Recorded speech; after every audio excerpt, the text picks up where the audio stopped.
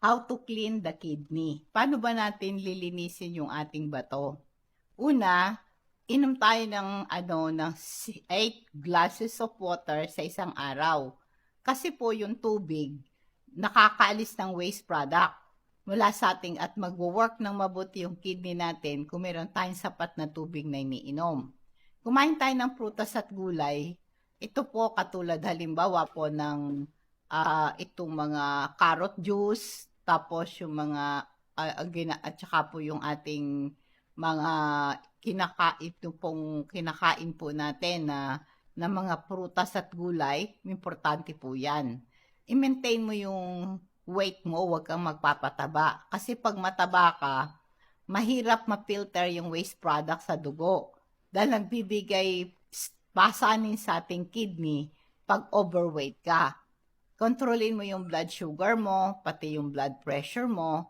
Pagka mataas ang BP mo at mataas ang blood sugar mo, madadamage ang blood vessel sa kidney at mahirap ito na i-filter yung waste product sa ating dugo.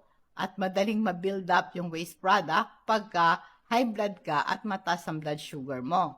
Mag-quit kang manigarilyo kasi yung nicotine nakakapagpakipot ng blood vessel.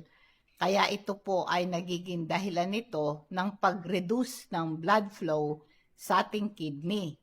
At isa pa, magkaroon ka ng regular exercise. Kasi pag nag-exercise ka, like walking exercise, controlled ang blood pressure mo, ang BP mo, at hindi ka tataba. Kasi yung tatlong yan, nagiging dahilan ng kidney damage. Iwasan mo yung mga pain reliever, mga Advil, Tylenol, Aleve. Nakalink yan sa kidney damage, lalo na kung high dosage mo siya iniinom. Lagi kang magkaroon ng regular check-up kasi ang kidney disease, ito'y silent disease, meaning walang simptoma. Malalaman mo lang na may kidney problem ka pag severe na.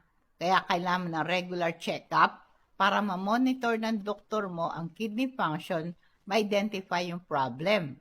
Iwasan mo yung maalat na pagkain. Kasi ang mahirapan mag-filter ng dumi ang ating kidney pag marami kang asin na kinakain. Tsaka magpapawis ka. Kasi ang pawis, number 1, nakakatanggal ng mga toxic waste product, yung pagpapawis. Kaya parang bumaba yung ating creatinine. May mga prutas tulad po ng kiwi, apple, cranberry, and blueberry, at pati po yung ampalaya, red pepper and pepino, at sibuyas. Ito po yung mga prutas na kakababa ng creatinine. In addition po, mag-inom kayo ng carrot juice na prevent yung kidney failure.